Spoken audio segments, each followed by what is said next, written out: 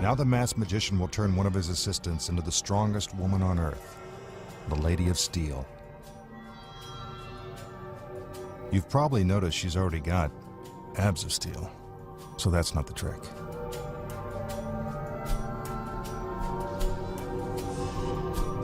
In order to transform flesh and blood into solid steel, he must first hypnotize her.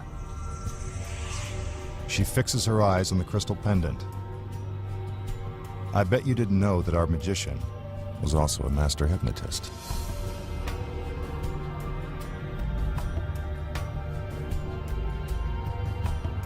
It looks like she's fallen under a spell. Suddenly, her body goes limp. The magician is now in complete control of her mind and body. She appears lifeless and weak, but not for long.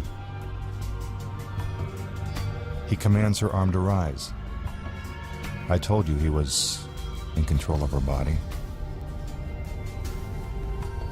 Then he uses his magical powers to infuse her with superhuman strength. Amazingly, her arm is now capable of supporting his entire weight.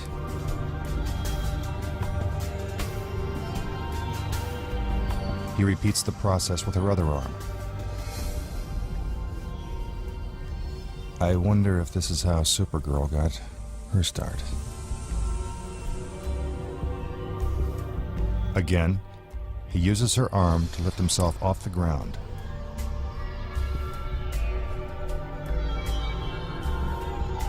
He makes sure that she's still in a deep trance. Then he calls for his other assistants.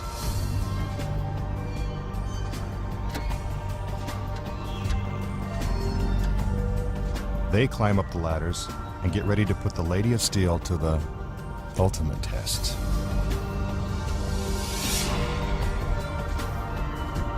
It seems impossible, but she is now supporting more than 200 pounds on top of her arms. Is this really the world's strongest woman? Don't bet on it. How did he do it?